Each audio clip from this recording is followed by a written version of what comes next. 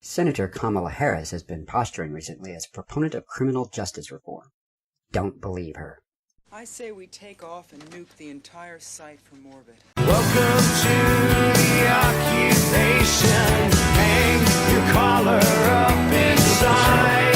Hang your freedom higher. It's the only way to be sure. No one expects a prosecutor to be especially empathetic to people accused of crimes, but the foundation of our system of justice demands that prosecutors respect the rights of the accused. We employ an adversary system in which the accused is presumed innocent and the burden is on the government to prove guilt beyond a reasonable doubt because we believe it is better for finding truth than any other we could reasonably implement. A prosecutor who cheats, one who undermines the rights of the accused, is a dangerous animal. Government will always have more resources than any accused person. It will always have an advantage. Protecting the rights of the accused is absolutely paramount to ensuring that our criminal justice system is fair. As with many aspects of society, a great deal of the validity of our system of justice rests on the trust that citizens place in it. If the citizenry comes to believe that the system is unfair or is rigged against them, the system cannot function. And, based on her record as a prosecutor, Kamala Harris is perhaps the worst possible person currently running to become Chief Law Enforcement Officer of the United States. In 2010, as a San Francisco district attorney, she withheld exculpatory evidence about a lab technician performing drug testing work for her office from defense counsel. This breach of her ethical duty was sufficiently egregious that she was castigated in a written ruling by a judge for violating the constitutional rights of the defendants in those cases. Harris's response was not to apologize or even to impose new policies to ensure no such thing occurred again. Instead, she attacked the judge, saying that her ruling was a result of bias based on the fact that the judge's husband was a defense attorney. Unsurprisingly, Harris lost this argument. The end result was that over 600 cases her office had prosecuted using the compromised lab tech were thrown out. Did Harris learn from this and change her ways? Of course not. 4 years later, she laughed at a reporter for asking if she would support legalizing marijuana. In fact, she dramatically increased convictions of drug dealers during her tenure as DA. She didn't reverse her stance on legal weed until May of 2018, calling it, quote, the smart thing to do and the right thing to do. If that strikes you as simply riding the trend in order to pander to the Democrat base rather than showing leadership and conviction, well, you aren't alone. In 2015, she appealed a decision dismissing an indictment after the court discovered that the prosecutor of the case, which was not Harris, had falsified a transcript by adding a confession of child molestation to boost the government's position in plea bargaining negotiations. In another case, she continued to argue in support of prosecutorial misconduct so egregious that the Ninth Circuit openly suggested in oral argument that the prosecutor himself might be subject to a perjury charge, reversing herself only when basically forced to do so. The prosecutor in question wasn't even fired. Now, he was not an employee of hers, but it's hard to believe that he would have kept his job if she had said something about it. Kamala Harris brands herself now as a progressive prosecutor, quote-unquote. But, as California Attorney General, she opposed a bill requiring the AG's office to investigate police officer-involved shootings. She opposed statewide standards for police body cameras. She fought against a parole program for nonviolent offenders that was meant to relieve overcrowding and difficulty in providing prisoners with adequate medical care. Despite a court ruling, she dug in because the prison system would lose an important labor pool.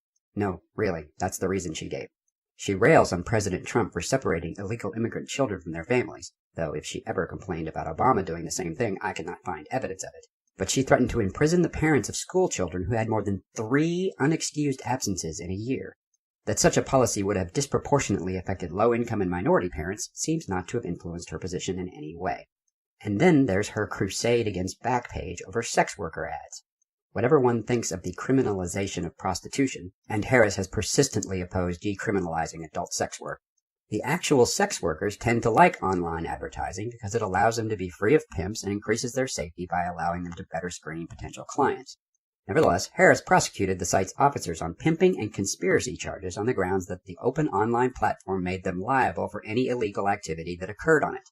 The fact that the governing federal law said the exact opposite did not get in the way of her grandstanding. She couldn't even claim she didn't know what the relevant federal law was, not that that would be an excuse. She herself had unsuccessfully lobbied Congress a few years before to change that law. Nor is it possible that she could have been unaware of the numerous federal court rulings that said her prosecution of Backpage was expressly illegal. Naturally, given all of this, the case was thrown out. Did that stop her? Of course not.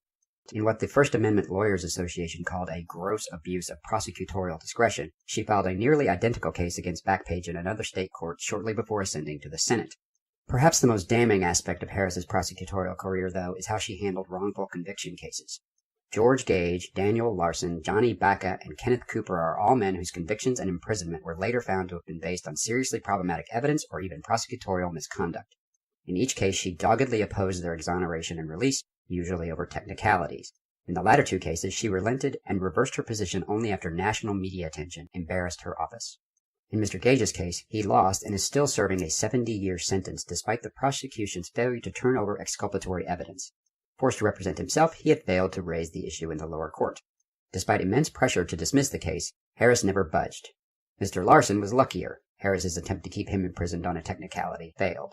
But had it not been for the California Innocence Project taking up his case, he too would still be serving a prison sentence of 27 to life on a technicality. In a recent interview, Harris dodged questions about her record as a prosecutor, saying she had been consistent. This is certainly true when it comes to ensuring that unjust convictions are not reversed. An attorney general has a basic duty to defend the laws and lawfully achieved convictions of her state. But that duty is not without room for case-by-case decision-making. The position of California Attorney General is an elected office. Elected officials are expected to exercise discretion. Forcing George Gage to serve a 70-year prison sentence because he didn't know the technicalities of appellate law is a manifest injustice she could have ameliorated with a single word. She felt entirely free to exercise prosecutorial discretion in pursuing an illegal prosecution of an online publisher, but when a wrongfully convicted man sought to be freed from prison, she chose to support injustice. Late last year, Harris endorsed the Trump-supported First Step Criminal Justice Reform Bill practically at the last minute after it was clear it would pass and become law. In the sort of irony that seems ready to overwhelm our society in 2019, Harris now sits on the Senate Judiciary Committee. From that perch, she has morphed herself into one of the loudest voices in the Senate for criminal justice reform and rolling back the drug war. But she is far and away the least credible.